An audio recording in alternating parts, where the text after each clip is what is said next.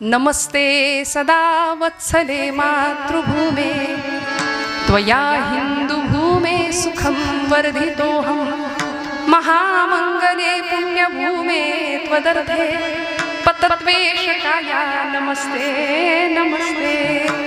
हिंद भूमी आहे, आर्य भूमी आहे आणि इतक्या पवित्र अशा संस्कृतीमध्ये सणांचा, उत्सवांचा, व्रतवैकल्यांचा हा पर्वकाळ आहे। आमच्या महिला वर्गासाठी हा आनंदाचा महिना आहे। आमच्याकडे रक्षाबंधन आता आलंय, काही नाही का, उद्याच परवाच नागपंचमी झाली, काहींकडे मंगळागौर असते, सगळे सोहळे आपण या श्रावणामध्ये आयोजित करतो। भारतीय संस्कृतीप्रती भारतीय सगळा समाज बांधला जातोय त्या सणांनी आणि उत्सवांनी।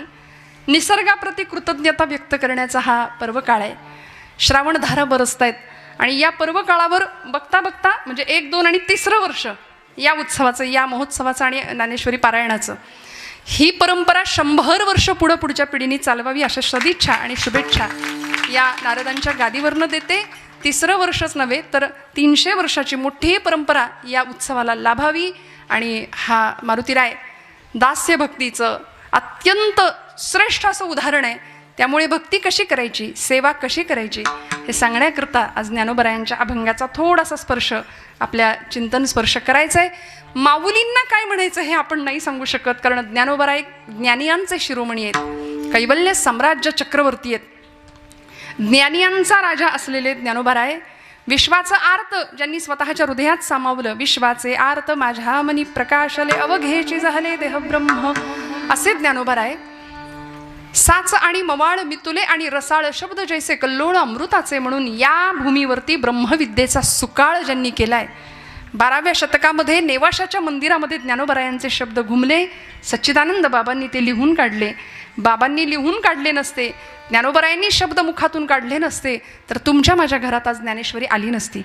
पुढच्या काळात संतश्रेष्ठ एकनाथ महाराजांनी प्रतिशुद्ध केली नसती तर तुम्हाला आम्हाला ज्ञानेश्वरी मिळाली नसती। म्हणून आज तुमच्या माझ्या जीवनामध्ये पडणाऱ्या सगळ्या प्रश्नांची सार्थ आणि समर्पक उत्तरं जर कुठं मिळतील तर ते कीर्तनात आणि संत वाङ्मयामध्ये। विठ्ठल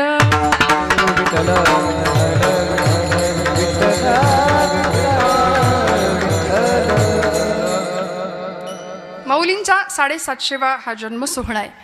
आपण 750 वर्षानंतर सुद्धा ज्ञानोबरायांची ओवी प्राणपणाने जपतो। एकतरी ओवी अनुभवावी असं म्हणून नामदेव महाराज आम्हाला सांगतायत की त्या आईप्रती, त्या माऊलीप्रती अशी संवेदना बाळगा की मी तिचं लेकरू आहे।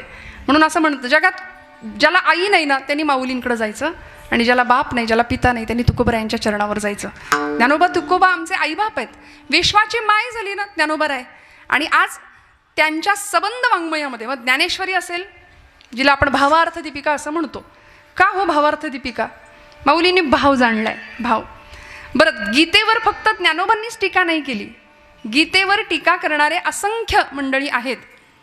गीतेवर पंत साहित्यामध्ये वामन पंडित नावाचे एक कवी होऊन गेले, त्यांनी टीका केली आणि गीतेवरच्या टीका भाष्याला नाव दिलं होतं यथार्थ दीपिका। म्हणाले त्या यथार्थ दीपिकेचा आता मुखपृष्ठ सुद्धा कुठं बघायला मिळत नाही, इतकी ती दुर्मिळ आहे। गीतेवरती अजून टीका कोणी केली? विनोबा भावे। त्यांच्या आई म्हणायच्या, विनू मला ती अवघड असलेली भगवद्गीता कळत नाही रे, मला जरा समजून सांग। आणि मग आईसाठी सेवाभावानी विनोबा भावेंनी गीतेवरची टीका लिहिली आणि तिला गीताई नाव दिलं। गीताई माय माझी, मी तिचा बाळ नेणता असं म्हणून गीताई माऊली म्हणाले आणि गीताई नावाने टीका केली।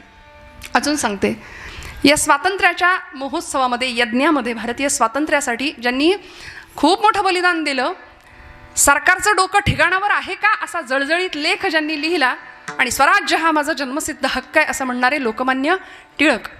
टिळकांनी मंडालेच्या तुरुंगामध्ये गीता रहस्य लिहिलं। पण एवढं सगळं जरी आमच्या आजूबाजूला असलं तरी आज महाराष्ट्र संस्कृतीच्या गाभाऱ्यामध्ये माऊलींची ज्ञानेश्वरीच बसवली। याला कारण माऊलींची भगवद्गीता भावार्थ दीपिका म्हणून ज्ञानेश्वरीच्या रूपाने प्रगट झाली आहे। विठ्ठल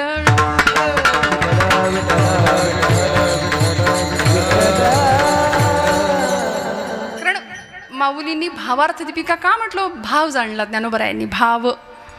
आणि म्हणून भाव हा भक्तीचा सौभाग्य तिलक आहे असं मी विधान करेन। भाव नुसती भक्ती अंतःकरणात असून उपयोग नाही, भाव हा भक्तीचा सौभाग्य तिलक आहे. सौभाग्यवती एखादी स्त्री सगळे अलंकार परिधान केलेत पण कपाळाला कुंकू नाही असं जर असेल तर भक्ती भावाशिवाय तशी दिसते. म्हणून भाव हा भक्तीचा सौभाग्य तिलक आहे. त्यामुळे माऊलींनी भाव जाणला, विश्वाचं आर्त विश्वाचं दुःख स्वतःच्या हृदयात घेतलं, जगाची माय होण्याचं भाग्य अनुभवलं. आणि एवढंच नाही, साक्षात महाविष्णूचा अवतार हो. ती अक्षरे नवती देखा ब्रह्म साम्राज्य दीपिका, अर्जुनाला चित्कळिका प्रगटली असे.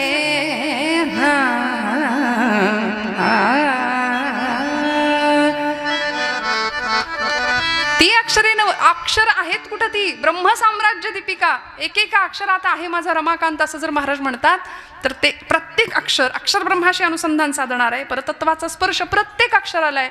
म्हणून ज्ञानेश्वरांची ज्ञानेश्वरी उघडताना सुद्धा आईच्या मांडीवर आपण बसलो, इतक्या प्रेमाने उघडावी, इतक्या प्रेमाने एक एक पान उलगडावं.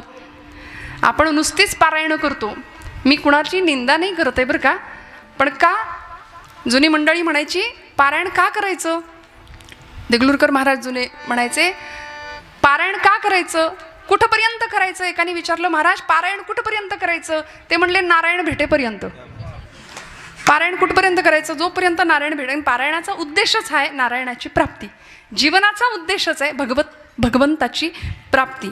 कारण आपण काय करतो माहिती आहे, अखंड बोलत राहतो, ऐकायची तयारी नाही. हां, आज कुणी कुणाचं ऐकेन, आमचं भाग्य आहे 2 तास आपण आमचं ऐकताय, आमचं भाग्य हे आमचं, म्हणजे या गादीमुळे आमचं भाग्य आहे. अनादी काळापासून चालत आलेली ही परंपरा. नाही तर कुणी कुणाला विचारत नाही हो. आज लेकीच्या अंगावरून तुकडा वळून टाकावा तसं स्वागत माझं मंडळ कुटुंबियांनी केलंय. म्हणजे हे कशाचं भाग्य आहे? हे माझं नाही, हे ज्ञानोबा तुकोबांची ही पुण्याही आमच्या पाठीशी लागली. म्हणून आज इतकं प्रेम महाराष्ट्राचं आणि इतकं प्रेम आपल्या सगळ्यांचं मिळतं. हे संतांचे उपकार आहेत आपल्या सगळ्यांच्यावरती. आज आम्ही इथं जमलो बसलो, हे जन्मोजन्मी आम्ही बहुपुण्य केले, तेव्हा या विठ्ठले कृपा केली. एका जन्माचं नाही असं कुणीच समजू नका की मी कीर्तन केलं म्हणजे हे माझ्यासाठी आणि आम्ही कीर्तन ऐकलं, आम्ही कीर्तनात चाल गायली, आम्ही कीर्तनात वाजवलं नाही. तूची श्रोता वक्ता ज्ञानासी अंजन, सर्व होणे जाणे तुझ्या हाती. तुझी ह्या सत्तेने बस, वेद सुद्धा त्याच्या सत्तेने जर बोलतात. श्रुती नेती नेती म्हणती गोविंदुरे. श्रुती म्हणाल्या न इति तो कसा आहे कळतच नाही. मग त्याचं आम्ही गुणगान गाणारे कोण? आमच्या मुखातनं बोलतोय तो, आमच्या मुखातनं वाजवतोय तो, सगळंच करतोय. तुका म्हणे मज बोलवितो देव, अर्थ भाव गुह्य तोची जाणे.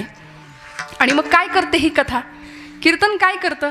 कथा सुख करी, कथा मुक्त करी, कथा सुख करी, कथा मुक्त करी, कथा सुख करी, कथा मुक्त करी, कथा सुख करी, कथा मुक्त करी.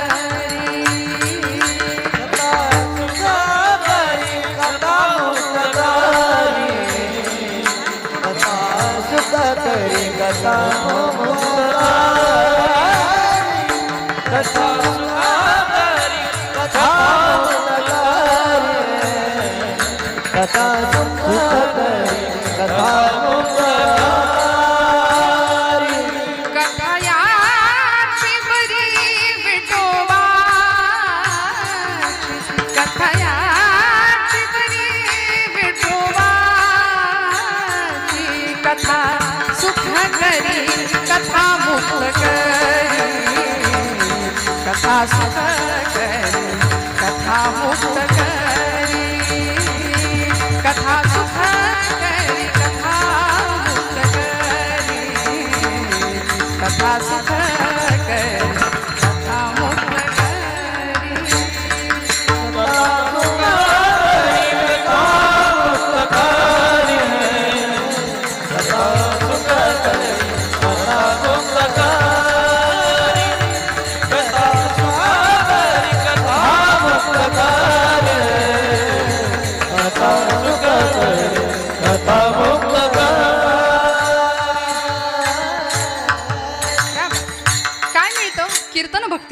सुखाचा अनुभव मिळतो. जगातली सगळी सुख इथं या मंडपात असतात बरं का. आपल्याला वाटतं सगळीकडं सुख आहे. सुख सगळीकडं नाही आहे. सुख फक्त कथेत आहे, कीर्तनात आहे. कथा सुख करी, कथा मुक्त करी, कथा याची बरी विठोबाची. तुका म्हणे कथा देवाचेही ध्यान, समाधी लावून उभा असे. देव कीर्तनात येतो, नाचतो, डोलतो. देव कीर्तनात समाधी लावून उभा राहतो, हे संतांचं म्हणणं आहे. मग आम्ही कोण कीर्तन करणारे? म्हणून मी श्रोत्यांना सुद्धा नेहमी सांगते, जेव्हा कीर्तनात आपण बसताना तेव्हा अत्यंत श्रद्धेने बसा. व्यवहारातला सगळा मोठेपणा गुंडाळायचा इथं आल्यानंतर आणि अत्यंत श्रद्धेने कीर्तनाला येऊन बसावं. त्यामुळं श्रद्धावान लभते ज्ञानम तत्पर संयतेंद्रियः. श्रद्धावान माणसाला ज्ञानप्राप्ती आणि ज्ञानवान माणसाला मोक्षप्राप्ती. विठ्ठल.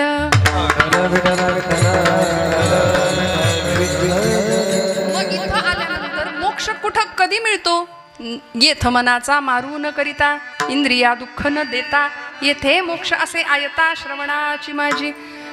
कुठंही जंगलात जायला संतांनी सांगितलं नाही, देहदंडन करायला सांगितलं नाही, काहीच नाही. नका करू म्हणाले. हे ज्ञानोबाराय स्वतः सांगतात. कीर्तनात फक्त येऊन बसलो आपण की येथे मोक्ष असे आयता. सध्या आयतं आपल्याला आवडतं की नाही सगळं? मोक्ष सुद्धा आयता म्हणतायत ज्ञानोबाराय आपल्याला मिळेल. कुठं? कीर्तनामध्ये. होय अंग हरिरूप ही भावना इथं आल्याशिवाय राहणार नाही. म्हणून मी मगाशी म्हटलं, आपण नुसतं बोलतो, मिळवत काही नाही, ऐकत काही नाही. आपण नुसतं चालतो चालतो चालतो पण पोचत कुठंच नाही. सगळे धावतायत बघा. आता जो तो धावतोय, उठल्यापासून रात्री झोपेपर्यंत अखंड धावपळ चालू आहे. प्रत्येकाची अखंड धावपळ चालू आहे. मला काकांचं नाव काय सांगितलं मगाशी? संभेर. हां हां, रामहरी काका. त्यांचंही खूप मोठं योगदान आहे खरं. आता सहज ते दिसले म्हणून आठवलं. कसं असतं, एक एक एक एक ते मध्येच काहीतरी आठवतं आम्हाला. ठरवून काही नसतं ना हो. त्यामुळे आमची काही अशी स्क्रिप्ट आम्ही नाही तयार करत.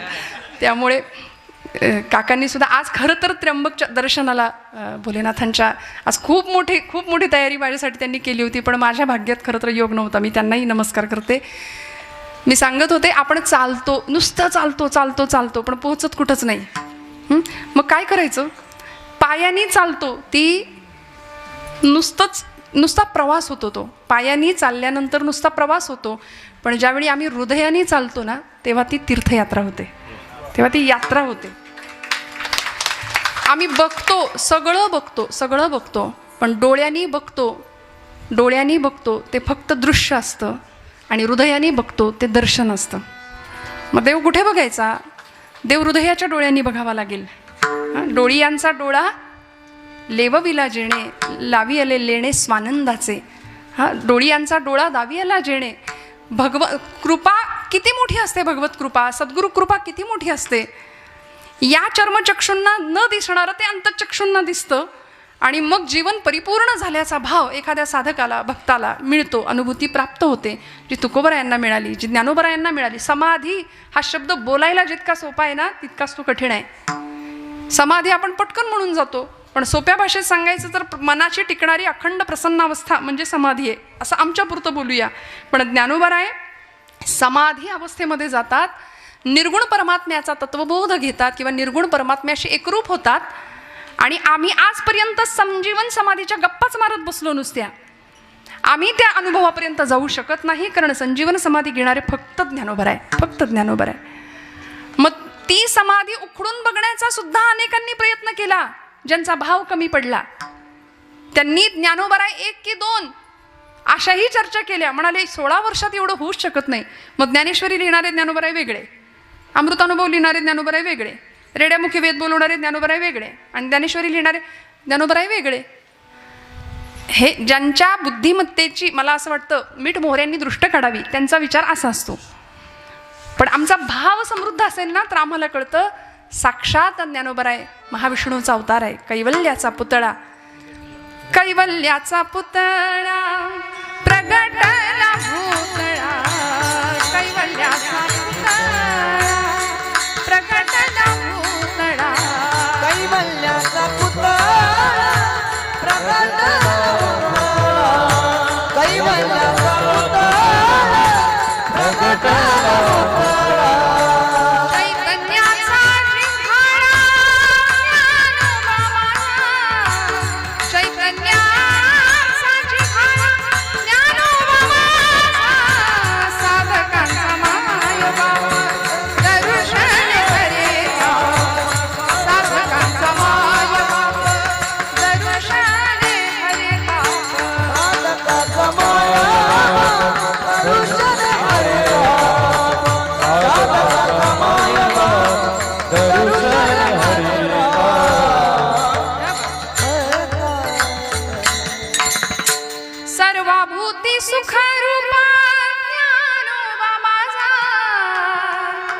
साधकांचा माय बाप दर्शन हरिता दर्शन मात्र नुसतं दर्शन जरी झालं ना ज्ञानोबरायांचं तरी आमचं हृदय हे लावून निघतं बघा. अर्धून मिलित नेत्र आहे माझ्या ज्ञानोबरायांचे. समाधीला नुसतं पाहिलं आणि निष्ठावंत एखादा वारकरी ज्यावेळी समाधीजवळ जातो माझी माऊली म्हणून मिठी मारतो तेव्हा हृदय गलबलल्याशिवाय राहत नाही. आणि खरंच माऊली म्हटलं तरी आमचं हृदय अंतःकरण हेलावतं. आणि जर हेलावत नसेल हृदयाला पान्हा फुटत नसेल तर आम्ही माणूस नाही. कारण एका हरिपाठासाठी एका ज्ञानेश्वरीसाठी अमृतानुभवासाठी चांगदेव 65साठी असंख्य विरहिण्या असंख्य अभंग या सगळ्यासाठी 1000 वेळा ज्ञानोबरायांचे पाय पकडले तरी ते कमी ठरणार आहेत. एवढे उपकार आहेत आमच्यावरती ज्ञानोबरायांचे तुकोबरायांचे. या सबंध वाङ्मयातून सबंध महाराजांची गाथा असेल नाथांचं भागवत समर्थांचं दासबोध मनोबोध हरिपाठ या सगळ्याच वाङ्मयातनं तुम्हाला मला एक सुंदर असं पथप्रदर्शन केलं. कारण अपूर्ण असलेला जीव पूर्णत्वाला कधी जाईल. मी एक प्रश्न विचारून चिंतनाला आपण सुरुवात करूया. काय जीवाची दशा काय असली पाहिजे. जीव पूर्णत्वाला कधी जातो. नदीचं मूळ स्वरूप काय आहे. नदीचं मूळ स्वरूप काय आहे. जागे आहेत ना सगळे. हा नदीचं मूळ स्वरूप काय आहे. म्हणजे जिथून नदी येते हा ते नदीचं मूळ स्वरूप. आपलं मूळ स्वरूप काय. हा जीव कुठून निर्माण झाला. शिवापासून. मग आपलं मूळ स्वरूप शिवतत्व आहे. हां आई वडील हे व्यवहारात आहेत पण आपण मूळ आपल्या सगळ्यांचा बाप तो आहे. ऐसा तो समर्थ ब्रह्मांडाचा धनी. तो मोठा आहे. तो जगत चालक आहे. जगाचा बाप आहे. अखिल कोट ब्रह्मांडाचा नायक असं म्हटलंय. अनेकांना प्रश्न पडले होते. शास्त्रज्ञांनी शोध लावले. आकाशामध्ये एकच आकाशगंगा आहे असं एक शास्त्रज्ञांना वाटलं. नंतर शोध लावत गेले तेव्हा असं वाटलं नाही 2 आकाशगंगा आहेत. काहींना वाटलं नाही 3 आहेत. काहींना वाटलं 4 आहेत. अजून शोध लावत गेले आणि त्यांना कळेच ना. म्हणाले असा अनंत आकाशगंगा आहेत. इन्फिनिट असंख्य आकाशगंगा आहेत. आणि तो जो अनंत शब्द आमच्या तुकोबरायांनी वापरला. अनंत ब्रह्मांडे उदरी हरी हा बालक नंदा घरी. ज्या आकाशगंगा आपण अनंत म्हणतो आमचं विज्ञान आमचं भूगोल आम्हाला सांगतं ती अनंत ब्रह्मांडाचा नायक असलेला तो भगवंत. ती अनंत ब्रह्मांड ज्याच्या उदरात आहे. सहस्त्र शीर्षा सहस्राक्ष असा भगवंत आहे. किती मोठा आहे. अनंत बाहू दरवक्त नेत्रम विभूती योग सांगतो भगवंतांचा. पश्यामि त्वां सर्वतोऽनंत रूपम नान्तं न मध्यम न पुनस्तवादिं पश्यामि सर्वेश्वर विश्वरूपम पश्यामि विश्वेश्वर विश्वरूपम. ज्याला आदी नाही अंत नाही मध्य नाही असा मोठा भगवंत. मग त्याचा शोध लावायचा असेल तर या जीवाला त्या शिवापर्यंत परत एकदा प्रवास करावा लागेल. आणि मग ही जन्ममरणाची येरझार आहे ना ती संपेल. आम्ही नुसतेच फिरतोय. संसार या शब्दाचा अर्थ ज्ञानोबराय ज्ञानेश्वरी सांगतात. उपजणे आणि निमणे या नाव संसार. उपजणं म्हणजे काय. जन्माला येणं. निमणं म्हणजे जाणं. नुसतंच येतोय. किती वेळा जन्मा यावे नुसती फजिती करतोय आपणच आपली स्वतःची. त्यामुळे अशी फजिती आपली होऊ नये याकरता संतांना आपली तळमळ वाटली म्हणून आमच्या जीवनाचा एक सुंदर मार्ग त्यांनी दिला. सुंदर जीवन दिशा दिग्दर्शन केलं. मी म्हटलं नदीचं मूळ स्वरूप काय आहे. आपल्याला आपलं विज्ञान आपलं भूगोल आपल्याला सांगतं की सूर्याच्या उष्णतेने समुद्राच्या पाण्याची वाफ होते. ती वाफ हलकी असल्या कारणाने वर जाते. हां आणि हळूहळू त्या वाफेचे ढग तयार होतात. ते ढग थंड प्रदेशामध्ये आले की मग त्यातून पर्जन्यवृष्टी होते. तो पडणारा पाऊस पुढं ओहोळ डोंगरातून काड्या कपारींमधून वाहत सपाट प्रदेशावर येतो आणि तिची बनते नदी. ती नदी परत जाऊन मिळते तू का म्हणे गंगा सागर.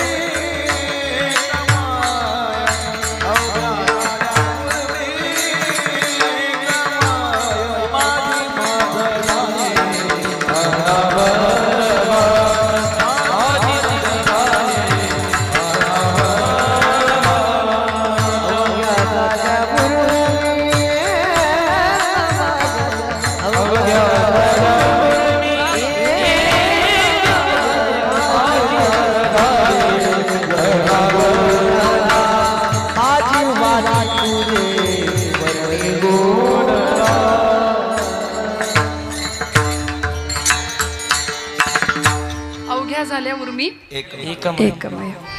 कुठे जाते नदी? समुद्राला जाऊन पोहोचते आणि एकरूपत्व पावते. नदीचं मूळ स्वरूप म्हणजे समुद्र.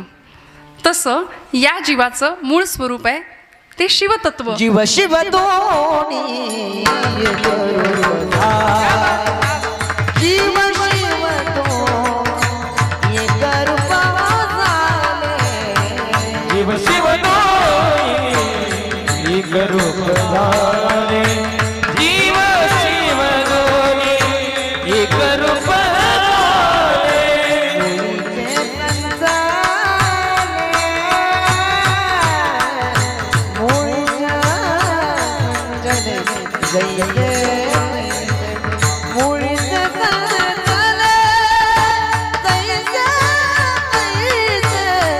हरिमुखी गाता हरिमुखी गाता हरपली हरिमुखे गाता हरिमुखे गाता हरपली चिंता.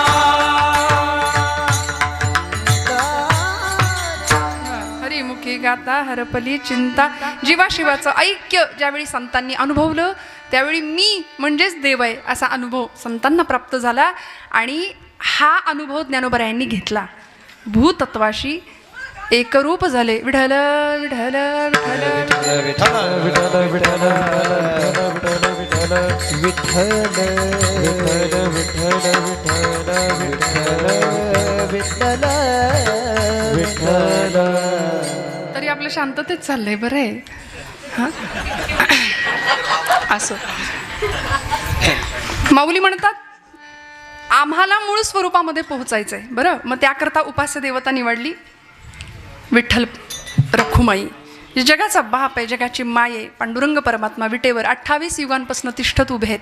त्या पंढरीनाथाला आपलंसं केलं. हां, ज्ञानोबरायांनी इतकं आपलं केलं की तो पांडुरंग परमात्मा जीवीचा जिवलग झाला ज्ञानोबरायांच्या. हां, माझ्या जीवीची आवडी पंढरपुरानी न गुढी गोविंदाचे गुणी वेधले पांडुरंगी मन रंगले. त्यामुळे भगवान परमात्म्याला आपलं म्हटलं आणि तो जीव त्या शिवाशी एकरूप होण्याकरता कटिबद्ध झाला, सिद्ध झाला. आणि मग जीवीची या जीवा प्रेम भावाची या भावा तुझं वाचुनी केशवा अनुनावडे जीवे अनुसरणी अजूनी कान ये. लळा लागला त्या चैतन्याचा. त्यामुळं चित्ताला मिळणारी चैतन्याची अत्यंत सुंदर अनुभूती माऊली घेतात. शेवटचं चरण घ्या. देवी वरो विठ्ठली देवी वरो विठ्ठली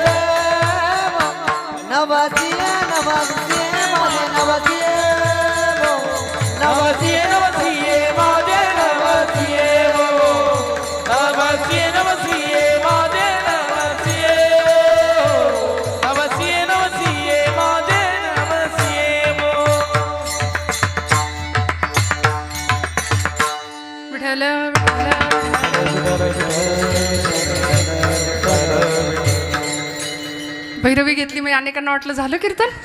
अजून तर 10:30. मला 12पर्यंतची परवानगी आहे. तुम्ही मला म्हणायचं नाही वाजली की 12 परत. त्यामुळे मला आज पूर्ण परवानगी आहे. पण तरीसुद्धा 12 वाजतील एवढं कीर्तन नाही करणार, काळजी करू नका. पण मला प्रवेश तिकडून दिसला, मला नाही कळलं कसं काय, म्हणून म्हटलं शेवटचं चरण घेऊया. चित्त चैतन्य चोरून नेले, त्या चित्ताला त्या चैतन्याचा लळा लागला पाहिजे. आम्हाला भगवंताची आवड लागली पाहिजे, जी माऊलींना लागली.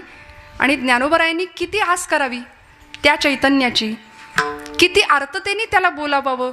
पडिले दूर देशी मज आठवे मानसी, मज आठवे मानसी. नको नको हा वियोग. इतकी आर्तता, इतका विरह भगवंताविषयी आपल्याला वाटतो का?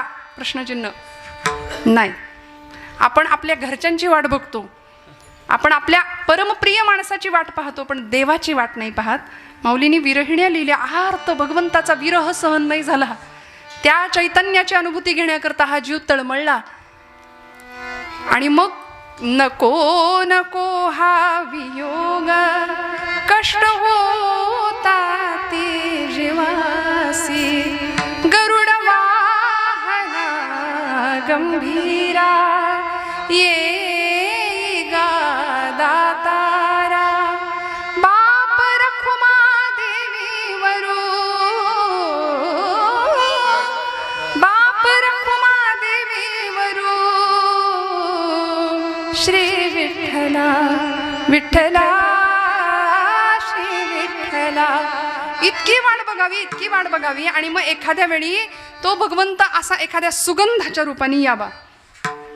गोकुळातल्या गोपींना भास व्हायचे तसे. कुणाचे हो? कृष्ण परमात्म्याचे. अचानक एखादा सुगंध यायचा आणि वाटायचं गोकुळात परत कृष्ण आला की काय. मग एखाद्या विरहिणीने, एखाद्या गवळणीने म्हणावं की माझा भगवंत कसा आला. अवचिता परिमळू झुळकला अणुमाळू, अवचिता परिमळू झुळकला अणुमाळू. अवचिता परिमळू झुळकला अणुमाळू, अवचिता परिमळू झुळकला अणुमाळू. मी म्हणे गोपाळ आला गे माये, अवचिता परिमळू झुळकला अणुमाळू, अवचिता परिमळू झुळकला अणुमाळू. किती भगवंताची आस असावी, आपल्याला तशी आस नसते. आता हे फक्त बोलायला सोपं आहे, पण रामकृष्ण परमहंसांना एकाने विचारलं की देव कधी भेटेल, देवाची वाट कशी बघायला पाहिजे, किंवा देवासाठी किती तळमळ असली पाहिजे, आणि देव कशाने प्राप्त होईल. रामकृष्ण परमहंस त्यांच्या शिष्याला घेऊन गेले गंगेच्या काठी पाण्यामध्ये, आणि जवळजवळ गळ्यापर्यंत पाणी यावं इतक्या खोलपर्यंत नेलं. त्याचं डोकं असं घेतलं आणि पाण्यात बुडवलं. शेवटी नाकातोंडात पाणी जाऊन तो त्यांचा शिष्य गुदमरायला लागला, जीव तडफडायला लागला. त्यावेळी म्हणला, ठाकूर मला मारता की काय, मरेन मी. त्यांनी हात सैल केला आणि म्हणाले, श्वासासाठी जितका तडफडलास तितका देवासाठी ज्या दिवशी तडफडशील त्या दिवशी देव भेटेल. विठ्ठल विठ्ठल विठ्ठल विठ्ठल विठ्ठल. म्हणून शिवाला भेटण्याची जीवाची किती ओढ असली पाहिजे आम्हाला ज्ञानोबराय शिकवतात. आणि म्हणून संजीवन तत्वाचा स्पर्श माऊली घेतात. नामा म्हणे माझा बाप समाधिस्थ, नामा म्हणे माझा बाप, नामा म्हणे आता लोपला दिल कर, बाप ज्ञानेश्वर समाधिस्थ. माऊलींची समाधी ही भल्या भल्यांनी, नामदेव महाराजांनी तर अख्ख्या समाधीचं वर्णन केलंय. सकल संतांनी आज आम्हाला ज्ञानोबरायांचं चरित्र म्हटलं तरी काय ज्ञानोबरायांनी मिळवलं. 16 वर्षाच्या लेकराला जगाने काय दिलं, पण अमृताची संजीवनी उतू घालवली या भूमीमध्ये, या महाराष्ट्र भूमीमध्ये. महाराष्ट्र सारस्वताला इतकं सुंदर मराठी भाषेचं अलौकिक देणं देऊ केलं ज्ञानोबरायांनी. माझा मराठाची बोलू कौतुके परी अमृता तेही पैजा जिंके, ऐसी अक्षरे रसिके मेळवीन. ज्या माय मराठीचा गौरव ज्ञानोबराय करतात 750 वर्षापूर्वी, ती माय मराठी आज आपण माऊलींची ज्ञानेश्वरी तुकोबरायांचा अभंग घेतला की आमचा आऊर अभिमानाने भरून आला पाहिजे. येत नाही ही वेगळी गोष्ट आहे. आमच्या इथल्या नवीन पिढीने संतांचे ग्रंथ हातात घेतले पाहिजेत. मी नेहमी एक विधान करते, जीवन जगण्याची कला शिकण्याकरता कुठेही जायची गरज नाही. सगळ्यात मोठे काउन्सिलर जर कोणी असतील, समुपदेशनाचं काम जर कोणी केलं असेल तर ते आमच्या संतांनी केलंय. सगळ्या प्रश्नांची उत्तरं आमच्या ग्रंथांमध्ये आहेत. किती आर्ततेने त्या भगवंताला बोलवावं आणि हळूच ती एखादी गोपी विरहिणी भगवंतांना पाहण्याकरता जाते. चाचरती चाचरती बाहेरी निघाले आणि अचानक तो दिसला की ठकची मिठेले काय करू अवचिता परिमळू झुळकलाळू माळू. इतका भगवंताचा लळा लागावा आणि मग या चित्ताला त्या चैतन्याचा अनुभव मिळावा. आता आम्ही सगळी सामान्य माणसं आहे. एवढ्या मोठ्या अवघड शब्दामध्ये आम्हाला कसा परमार्थ कळायचा? आम्हाला परमार्थाचा अर्थ कळायला वेळ लागतो, आम्हाला अर्थाचा परमार्थ लगेच कळतो. थोडंसं उलट तेच शब्द आहेत, काय बोलले वेगळं. त्यामुळे आमचा अर्थार्जनासाठी जगणं जास्त चालू आहे, अर्थपूर्ण जगण्याकडे कल कमी आहे. आम्हाला संतांनी अर्थपूर्ण जगायला शिकवलंय. जीवनाचा अर्थ मिळाला पाहिजे, जीवनाची कला आम्हाला सापडली पाहिजे. काही चेहऱ्यांकडे बघितलं तर आपण कपड्याला इस्त्री करतो इथपर्यंत ठीक आहे, माणसं चेहऱ्याला पण इस्त्री करतात. कुणाच्या घेण्यात नाही, कुणाच्या देण्यात नाही, बघायचं नाही, इकडे तिकडे बोलायचं नाही, काहीच कुणाशी घेणं देणं नाही अशी माणसं असतात. चेहरा बघावा तर चेहऱ्यावर कायम बारा वाजलेले. मी इथलं सांगत नाही, इथं सगळ्यांचे छान प्रसन्न चेहरे आहेत. आमचं ठरलंय, म्हणजे आम्ही पुणेकर माणसं आहे, त्यामुळे इकडचं तिकडे सांगू फार तर, पण इथलं इथं नाही सांगायचं. पुण्यातल्या काही गोष्टी इकडे सांगायच्या. माऊलींनी अहो आमच्या पुण्याचा गौरव केलाय, पुण्याची गणना कोण करी. वाटलं काय तुम्हाला? तुम्ही जागे आहेत ना? काय म्हणले ज्ञानोबराय? पुण्याची गणना कोण करी. तसं काही डोक्यात ठेवू नका. माऊलींनी तुमच्या माझ्या पुण्याची गणना कोण करेल जेव्हा आमच्या मुखात हरिनाम असेल असं वर्णन केले हरिपाठामध्ये. त्यामुळे या सबंध वाङ्मयातून माऊलींनी आम्हाला आजचा जो अभंग आपण निरूपणाकरता घेतलाय ना, अभंग 3च चरणांचा जरी असला ना तरी सुद्धा अभंगाचा आवाका अर्थकक्षा खूप मोठी आहे, खूप ज्ञानोबरायांसारखीच विशाल आहे. विश्व माऊली आहे ना, ज्ञानोबरायांसारखीच विशाल आहे. पण अभंग सोडवता येत नाही. तुम्ही म्हणाल मग काय करताय तुम्ही आता? अभंग सुटूच शकत नाही. मी नेहमी एक विधान करते की अभंग सुटला तेव्हाच म्हणता येतं जेव्हा कीर्तन करता करता देह पडला. अभंग सुटत नाही. माऊलींना काय म्हणायचंय, तुकोबरायांना काय म्हणायचं, आम्ही काय सांगणार अल्पवाणीनी, काय सांगणार शब्दांची बाष्कळ बडबड. पण फक्त आपण त्या चिंतन स्पर्श किंवा त्या अभंगाच्या अर्थाची आपण पूजा बांधायची. म्हणून कीर्तन एकट्याचं नसतं, कीर्तन सगळ्यांनी मिळून करायचं असतं. कीर्तन सगळ्यांचं असतं बरं का. म्हणून कीर्तनामध्ये फक्तच एका कुणाला वर्गाला स्थान नाही. यारे यारे लहान थोर या ती भलती नारी नर सगळ्यांचे आहे यथा अधिकार. सगळ्यांनी मिळून कीर्तन करायचं. आणि या महाराष्ट्रभूमीचं संचित असं आहे, महाराष्ट्र संत मांदियाळीमधल्या प्रमुख स्त्री संत मालिकेमध्ये ज्यांचं नाव आहे अशा आमच्या जनाबाई आईसाहेब. कीर्तनातला अधिकार एवढा मोठा होता. आज या काळामध्ये महिलांनी कीर्तन करायचं की नाही यावर चर्चा चालल्यात. पण त्या काळामध्ये आमच्या जनाबाई पंढरपूरच्या वाळवंटामध्ये ज्या दिवशी नामदेव महाराजांचं कीर्तन रंगतं त्यावेळी चाल कुणी म्हणायची हा अधिकार वाणीने नामदेव ज्ञानदेवांना सांगतात. जनी म्हणे बोला ज्ञानदेवा अभंग, असा अधिकार आहे जनाबाईंचा, असा अधिकार आहे आमच्या संत मांदियाळीचा. त्यामुळे अशा चित्ताला चैतन्याचा अमृत तत्वाचा जर स्पर्श आमच्या चित्ताला लाभायचा असेल तर भगवंताकडं आम्हाला काय मागावं लागेल? कारण ही अनुभूती देणारा भगवंतच आहे. मग त्याच्याकडे आम्हाला काय मागावं लागेल किंवा एक सबंध अर्थाने मनाची भावना काय असली पाहिजे? अभंगाचं प्रथम चरण. तुझी सेवा करीन मनोभावे, तुझी सेवा करीन मनोभावे, तुझी सेवा करीन मनोभावे, तुझी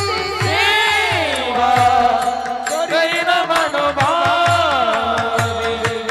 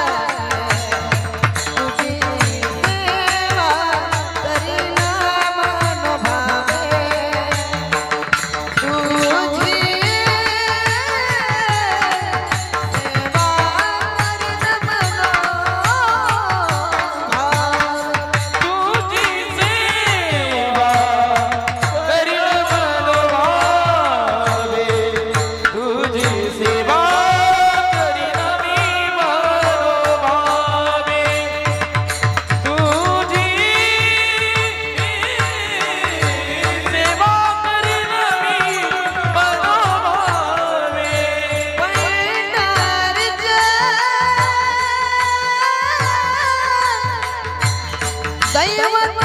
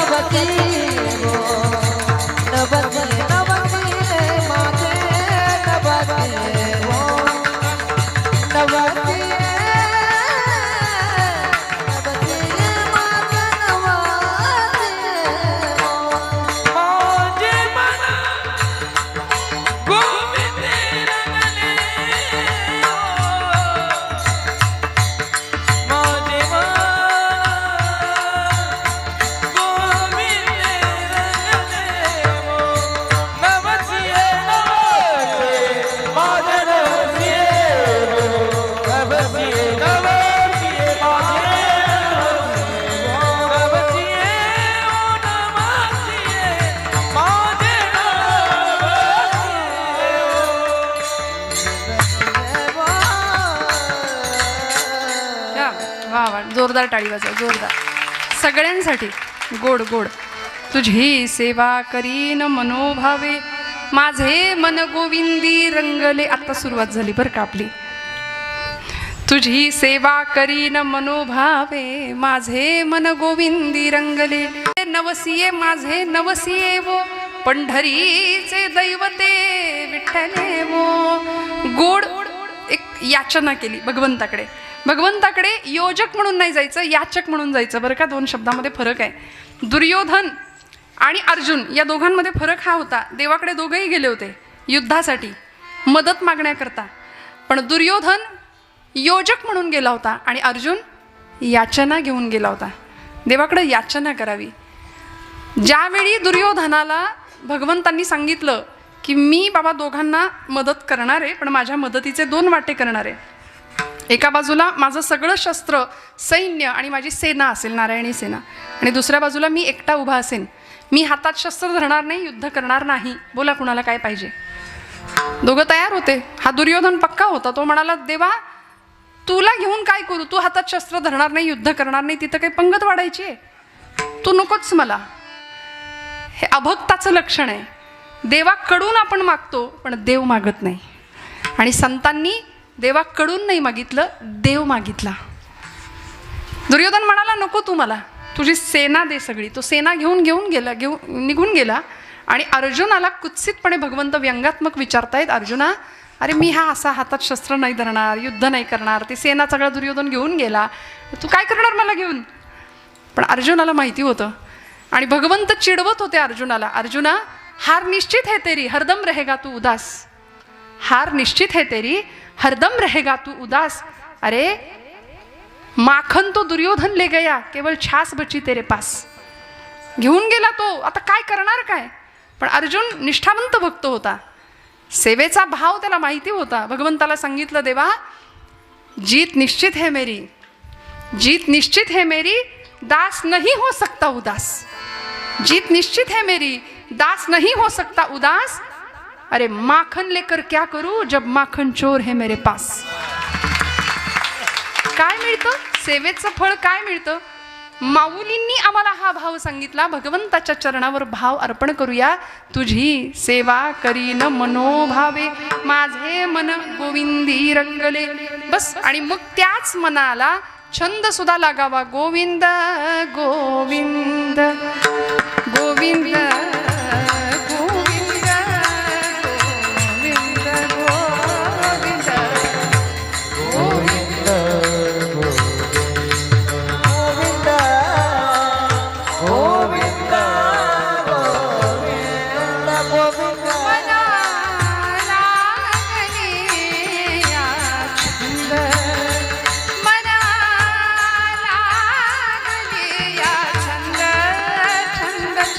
छंद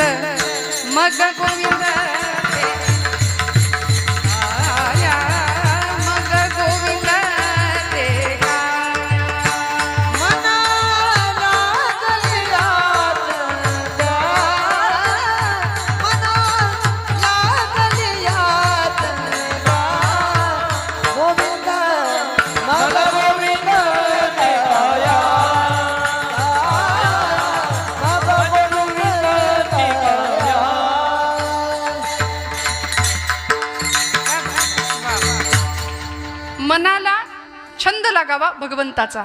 माझ्या मनाला गो छंद. खरंच 12 वाजतील नाही तर मग छंद माझ्या मनाला गो छंद. नित्य गोविंद गोविंद नित्य गोविंद गोविंद माझ्या मनाला गो छंद. गोड भगवंताच्या नामाचा, त्याच्या रूपाचा छंद आम्हाला लागावा आणि भगवंताच्या नामाशी, त्याच्या रूपाशी, त्याच्या चरणांशी आमचं मन एकरूप व्हावं. माझे मन गोविंदी रंगले, रंगून जावं भगवंताच्या रंगामध्ये. माऊली म्हणतात भगवंताची सेवा माझ्याकडून घडली पाहिजे. याचक भावनेने पांडुरंग परमात्म्याकडे एक प्रकारची मागणीच करतात की मला तुझी सेवा घडू दे, माझ्याकडून तुझी नितांत अखंड सेवा घडू दे. तुझी सेवा करीन मनोभावे शब्द वापरला, मनोभाव. मनावर सगळ्या संतांनी खूप भाष्य केले. मनो हि द्विविधम प्रोक्तम शुद्धम च शुद्धमेव च अशुद्धम काम संकल्पम शुद्धम काम विवर्जितम. मन एव मनुष्याणाम कारणम बंधमोक्षयोः. हे मन बंधाला कारण ठरतं. हे मन अत्यंत चंचल आहे, दुष्ट आहे, हट्टी आहे. असं भगवद्गीतेत अर्जुन सुद्धा तक्रारी करतो भगवंताजवळ, देवा काय करू, हे मन ऐकतच नाही. चंचलम ही मन कृष्ण प्रमाति बलवद दृढम तस्याहम निग्रहम मन्ये वायोरिव सुदुष्करम. अत्यंत चंचल आहे मन. बरं, याच मनाच्या शुद्धतेसाठी ज्ञानोबराय भगवद्गीतेचा 12वा अध्याय आम्हाला सांगतात. अथ चित्तम समाधातुम न शक्नोषि मयि स्थिरम अभ्यास योगेन मामिच्छातुं धनंजय मय्येव मन आधत्स्व मयि बुद्धिं निवेशयः निवसिष्यसि मय्येव अत ऊर्ध्वं न संशयः. या सगळ्या मनाभोवतीच सगळं फिरवलं भगवंतांनी. मनाची शुद्धी, चित्ताची शुद्धी. त्यामुळं ती शुद्ध, कशामुळे शुद्धता मिळेल, ते मन अत्यंत पवित्रतेने भगवंताच्या चरणाशी जाईल. त्यामुळे माऊलींनी शब्द वापरला, मला सेवा करायची, पण नुसती वरवर नाही सेवा. आमची सेवा वरवरची असते. तुका म्हणे नको वर पंग देवा, तुका म्हणे नको वर पंग देवा, तुका म्हणे नको वर पंग देवा, तुका म्हणे नको वर पंग देवा, तुका म्हणे नको वर पंग देवा, तुका म्हणे नको वर पंग देवा, तुका म्हणे नको वर पंग देवा, तुका म्हणे नको वर पंग देवा. घेई माझी सेवा भाव शुद्ध, घेई माझी सेवा भाव शुद्ध, तुका म्हणे नको वर पंग देवा, तुका म्हणे नको वर पंग देवा, तुका म्हणे नको वर पंग देवा, तुका म्हणे नको वर पंग देवा. घेई माझी सेवा भाव शुद्ध, घेई माझी सेवा भाव शुद्ध, तुका म्हणे नको वर पंग देवा, तुका म्हणे नको वर पंग देवा, तुका म्हणे नको वर पंग देवा, तुका म्हणे नको वर पंग देवा. तुका म्हणे नको वर पंग देवा. बघा ना, हा आनंद कुठे आहे का